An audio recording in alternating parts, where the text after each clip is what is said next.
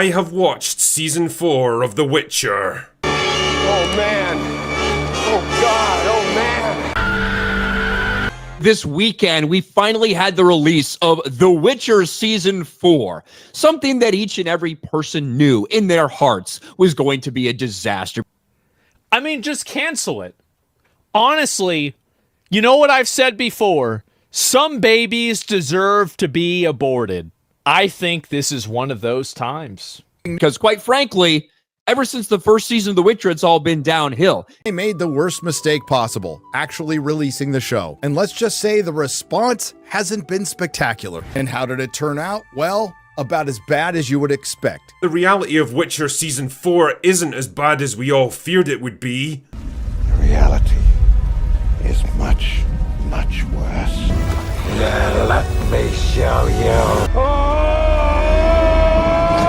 And it plays out like a parody. Think Austin Powers with Tom Cruise, except not played for laughs, yet just as funny. I found the first episode quite funny, actually, because it reminded me a bit of the running joke in Fawlty Towers. Subs would have to do it for free. I'll call him now. Well, he won't be there on a Sunday, dear. Well, then I'll call him at home.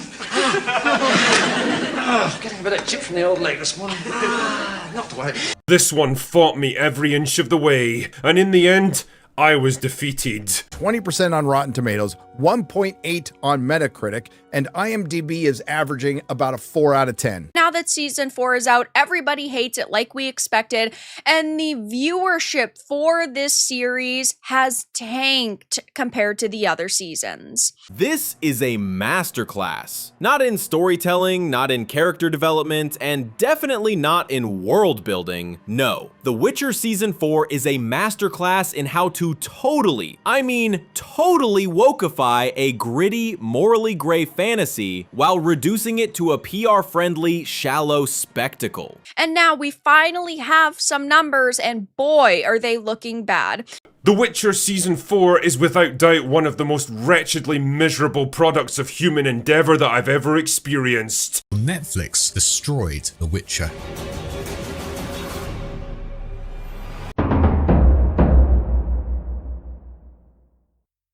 But Hollywood, being no stranger to reanimating the corpse of a franchise only to defile it, carried on and announced poor Liam Hemsworth would be the replacement for Henry Cavill, and I hope he got a lot of money. As soon as we found out Henry Cavill was leaving The Witcher, we knew that it was over for this series. Sure, while he was still a part of it, it had major issues, but at the same time, he really brought a lot of life to the project.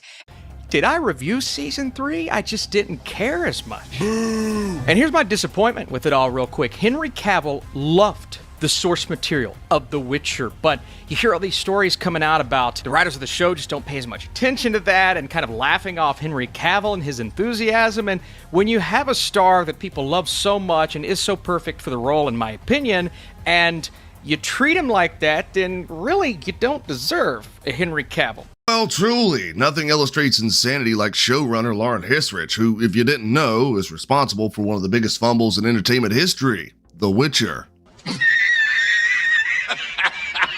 It's been years since season 3, and through all the fan backlash, the mounds and mounds of video essays and articles criticizing the bastardization of the source material, and even the departure of the show's biggest star, Henry Cavill, you'd think old Lauren would have learned a thing or seven leading into season 4. How about new? They recast Liam Hemsworth. They decided to go forward with seasons 4 and 5 that got greenlit, even though everyone knew it was going to be a colossal disaster. The trailers came out a month before this thing premiered, got ratioed to hell and back. I feel bad for this guy because it doesn't matter how good of a job he does as Geralt, he's cooked.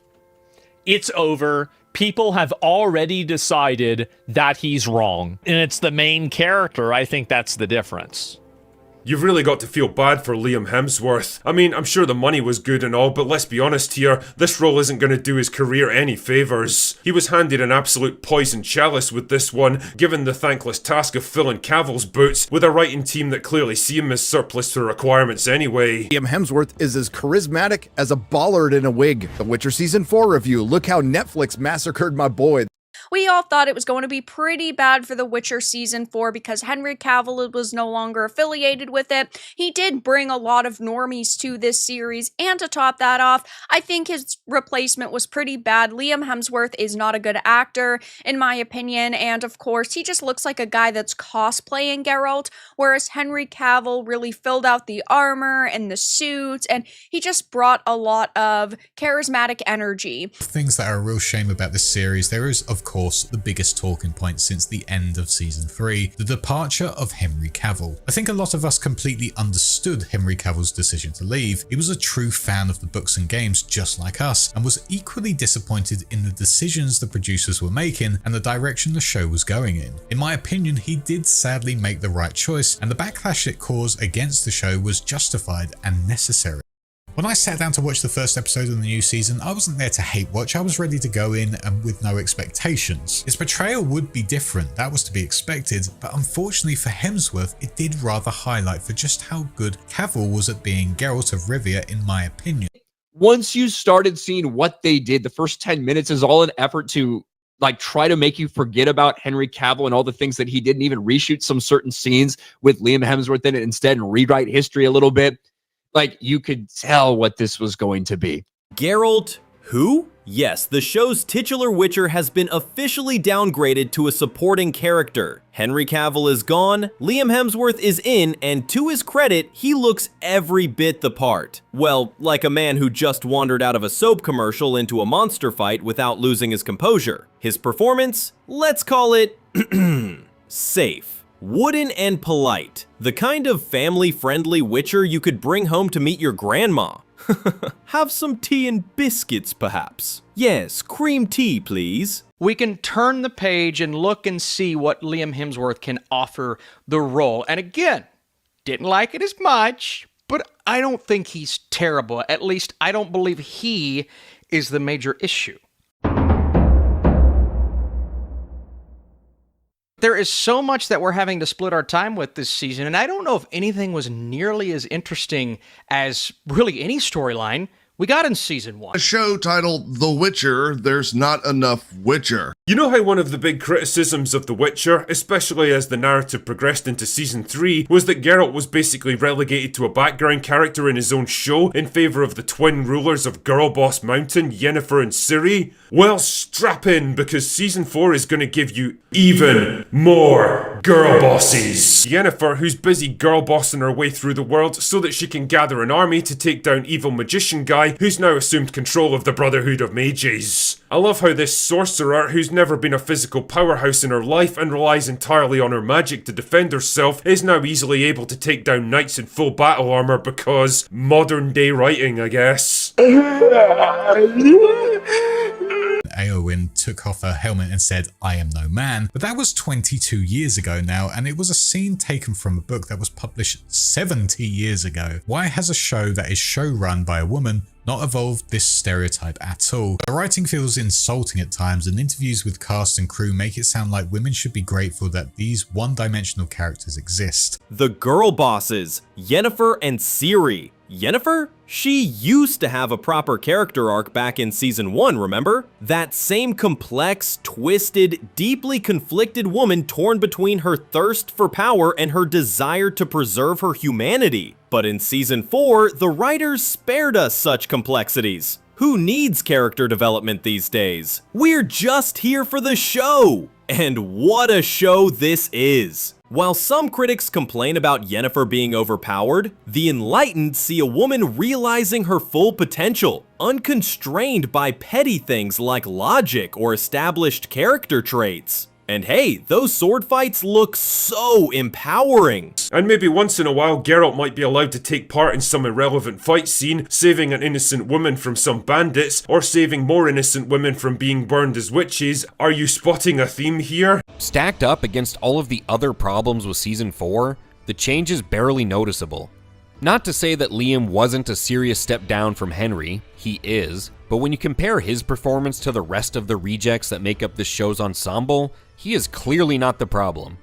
but I hate the whole depiction of the rats, and I'm definitely not looking forward to their show. Why that's needed, I don't know. But they come across as more rebellious uni students than they do people who have lived in the gutter all of their lives, and I think this comes down to bad directing and costumes. For example, every single close-up of them, they look pristine. Their makeup is on point with eyeliner, foundation, blush, and their teeth. I mean, you really want me to believe these Cockney rebels who have lived in poverty all of their lives have pristine white teeth? But they feel like they've been directed by someone who has never lived a day of poverty in their lives. They've only watched Mary Poppins and thought Dick Van Dyke's portrayal of poor Cockneys is what makes a rebel. And this is what everyone in London apparently looks and sounds like. Somebody who tried to suffer through the first 2 episodes. I'm not finishing this thing out. I've had enough. I've seen enough after those first 2 episodes to know that there is no hope. And believe me, you didn't miss anything. Nothing good, at least. Henry Cavill is out as Geralt, and with him left the last reason to watch The Witcher. But even with him gone, the show goes on, despite no one wanting it to. In the face of millions of people telling them to stop, The Witcher on Netflix is still alive on paper. But Season 4 confirmed what everyone already knew. The Witcher show is well and truly dead. I don't think I'm alone in saying that it was the games that led me to read the books. Nonetheless, I love both the books and the games equally, and I thought I would feel the same about the TV series. I anticipated it being a wonderful bringing to life of the books, and I was realistic about my expectations. But today we are going to be talking about Season 4 of The Witcher on Netflix, which claims to be an adaptation of Baptism of Fire, or Chest Ognia, the 5th book in the Witcher series. Now you may ask, if you don't like the Netflix series, why did you watch it? That's a good question, I'll admit. When The Witcher was first announced, we were assured that it was being made by people who loved the world and were on the side of the fans. Oh, how quickly that changed. The series has basically offended fans of the books and games so much that even our enjoyment of the books and games has dropped off, and that, to me, is a real shame. And it's so horrible, so grating to watch as someone who's read all the books and put hundreds of hours into the video games that I can't tackle it all in a single video, because I was only able to watch about 3 episodes before I started considering shoving my head into the garbage disposal. And I am very sad. I love the books, the video games are amazing, and I didn't go into this series expecting it to be a complete one-for-one adaptation. I figured they would make some decisions that people weren't going to agree with, but the first season started out strong, even though it strayed away from the source material. Season 2 really dipped in quality, but it was still partially entertaining. Season 3 was awful. Season 4 was god-awful, and I bet Season 5 is going to be one of the worst seasons of television we're ever going to have to watch. The reason why I'm making this video is because I have heard the claims that Season 4 is an accurate adaptation of Baptism of Fire. And I am here today to say that that in no way is true. We're going to be talking about broader themes, messages, and characterization rather than running through the list of every single inaccuracy. Because in actuality, while I really did enjoy going on stream and counting 351 book inaccuracies, I actually feel that talking about what the themes are of Baptism of Fire and how Netflix failed to reach those themes is more valuable as a conversation rather than nitpicking the details. The name of the game is complexity, developing complexity in your characters. And I knew that Netflix would never do justice by Geralt's company, and this is why. Netflix fears to allow their characters to be complicated individuals who are sometimes wrong, sometimes err, and sometimes, get this, sometimes they do bad things. Speaking of the plot, remember the Wild Hunt? Teased so menacingly at the end of last season? Gone. Forgotten. Why? Because it's complicated. It's much easier to focus on Yennefer's empowerment and Ciri's journey of self-discovery with her crew of Gen Z outlaws. Important book characters like Emperor Emir or Dijkstra are reduced to barely their afterthoughts. But that's not a bug, it's a feature. It streamlines the narrative, trimming away all that dense, boring intrigue to make room for what truly matters: spectacle and empowerment. This is what happens when you hire people who, first of all, are not fans of the product, but second of all, they're not even showing respect to the original source material. They're not actually trying to sit here and say, even if I'm not a fan, I want to do the best job I can for the people who love it. I want this to end up being remembered positively. It's just like they want to get it done with, and they don't care how low they set the bar. But my god, I am so disappointed in the Netflix series. My final thoughts on the series as a whole is that it's a really cautionary tale to show creators about the importance of not ignoring a fan base and not thinking you know better than the original author. Just another epic fantasy adaptation completely destroyed by ego, hubris, modernity, the message, and a clear disdain for the source material. I had a nightmare. A nightmare that The Witcher still has another season to go. Another one? Yes. Yes, we're still not done with this dumpster fire.